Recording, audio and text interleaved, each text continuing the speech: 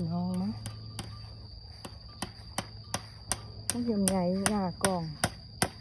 เป็นเดี๋ยวไม้ส่วนไว้พี่น้องมันกล่องละกล่องละเดี๋ยวไม้ส่วนไว้นี่นะคนตายผัวได้ไม้กานขึ้นซ้อนซ้อนบ่ได้คุณน่ะง่าได้กับอุ่นตู้อุ่นต้นอันยันได้ซอยมันเนาะมันซ้อนง่าสิหักขนาดพี่น้องตายผมไม่พี่น้องงามแท้งามว่าพุ่นได้คอยส่วนมากกับสิหล่นกับปั่นนั้นต้นบ่สูงนะมึงไหมพอดีพ่อกับอันหัวนี่นะโอ้ค่อยอันเด็กก็เขียวกระจีเนาะพี่น้องเนาะพุ่นไอเด็กก็สิได้เอ็ดส่วนไว้เบิดพี่น้องเป็นเทเป็นว่าปีนี้นะพุ่นมาเคียบกับว่าฉันจนว่าง่ากองมาเคียบนะง่ากองพี่น้องเป็นกระดอกกระเดียได้พี่น้องเคียบข้าพเจ้าก็ได้ง่าจนกองอันไหนก็ได้เอาไม้ซ้อนไว้เบิดมาซ้อนไว้บ่ได้เด้ตายจนได้เห็ดแบบนี้ได้พี่น้องเห็ดแบบนี้บ่ไหวเพิ่นเพราะว่าง่าหัน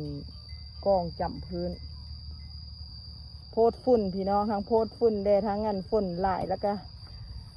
ว่างามว่าท่านซะพี่น้องงามนี่มะม่วงก็เจ็บไปเบิดละ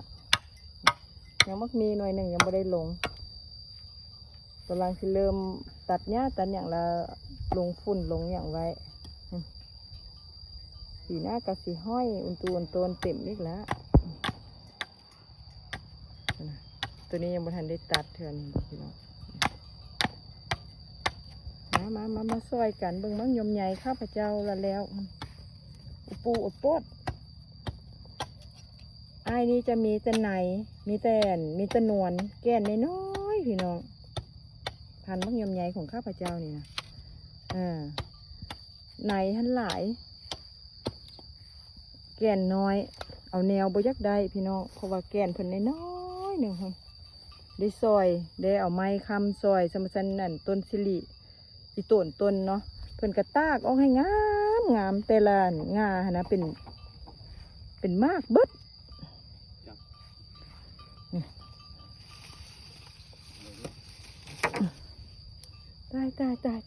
ตายมึงไหมเห็นแล้วเขากระแพงเบิดอ้อมต้นเลยได้พี่น้องเบิ่งเพิ่นเป็นไหมเป็นอ้อมต้น